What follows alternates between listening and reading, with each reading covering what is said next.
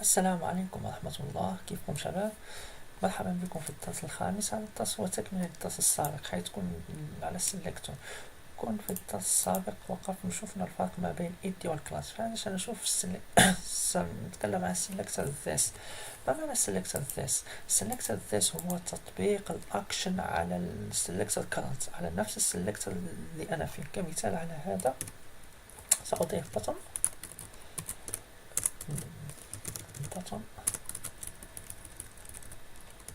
كليك. هون ما هي الفكرة هي عندما أنقر على البطن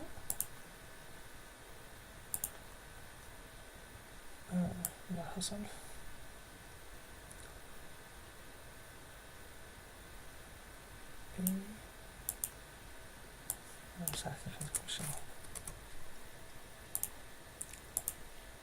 الفكرة هي عندما أنقر هنا على البطن يختفي زر البطن.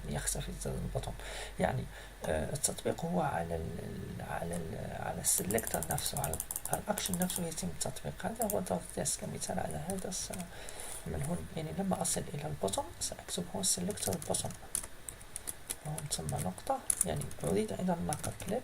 هذه الأمور سنراها لما نصل إلى الهاندلر. function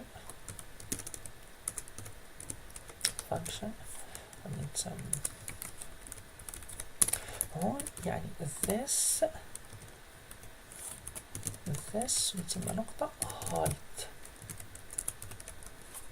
يعني في البطن نفسه سيختفي، سيتم تطبيق الأكشن على البطن اللي أنا فيه. يعني البطن اللي أنا فيه سيتم تطبيق الأكشن.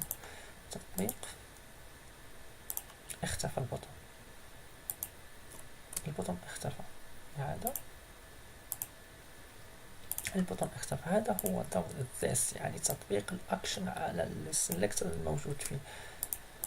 آخر البي يعني هذا ما هو دوره. قلنا شفنا الكلاس، قلنا بأن الفرق وعرفنا الفرق ما بين الايد والكلاس ما هو.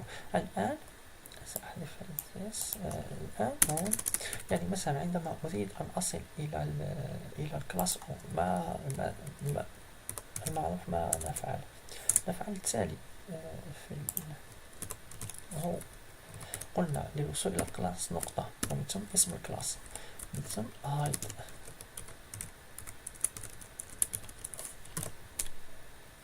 كلاس 1 كلاس 2 اختفت. الآن سأحذف الاي دي، لا أحتاج هذه، لا أحتاج كذلك. الآن هو التالي. الآن هو يعني اختفت الكلاس 1 والكلاس 2، لكن أريد فقط أن أتعامل مع هذه الكلاس، مع هذه الكلاس 1، وأريد أن تظهر كلاس. يعني ما المطلوب أن أضيفه هنا حتى تعمل؟ المطلوب فقط أن أضيف الوسم، اسم الوسم مباشرة، اسم الوسم ومن ثم نقطة، لأن الكلاس نعرفه بنقطة، واسم الكلاس ومن ثم إخفاء كلاس 2. يعني اختفت، فقط حددنا الكلاس الذي ستختفي. لكن لو أزلنا بي سيختفي كل شيء، سيختفي.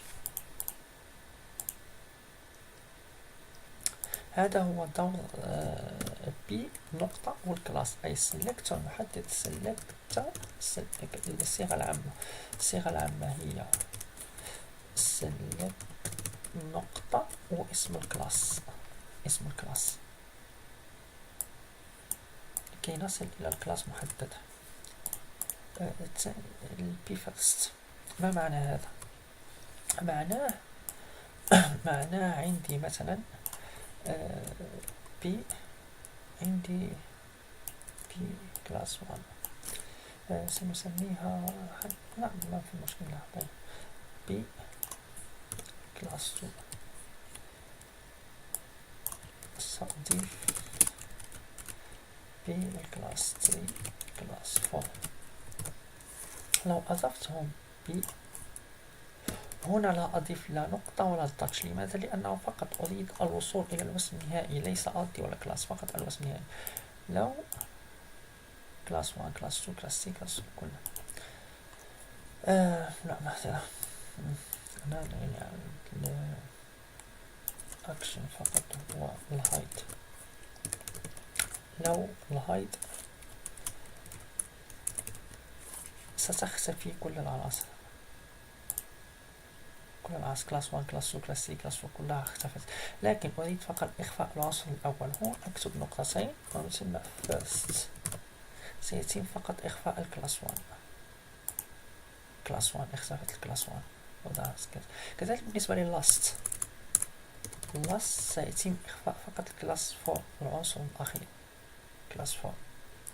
في سيلكتور آخر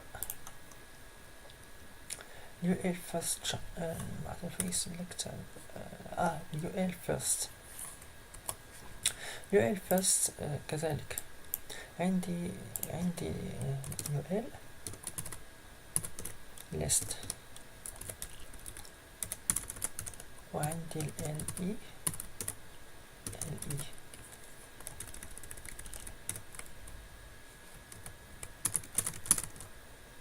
من الليست 1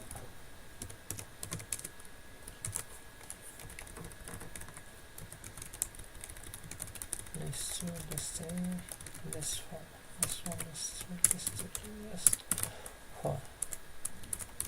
ما الذي نريد أن نطبق؟ نريد أن نطبق هي الفرست، أي ما معنى نفس الميثاق، يعني فقط إخفاء العنصر الأول من اللي. فكيف ستكون هي ال LE والفرست؟ سنرى كذلك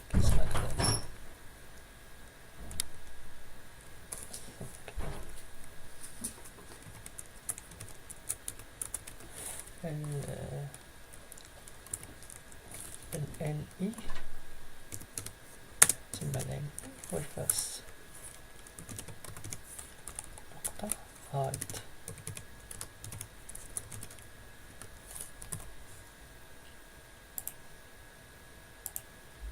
تم إخفاء فقط العنصر الأول. هنا ينتهي الدرس. السلام عليكم ورحمة الله وبركاته.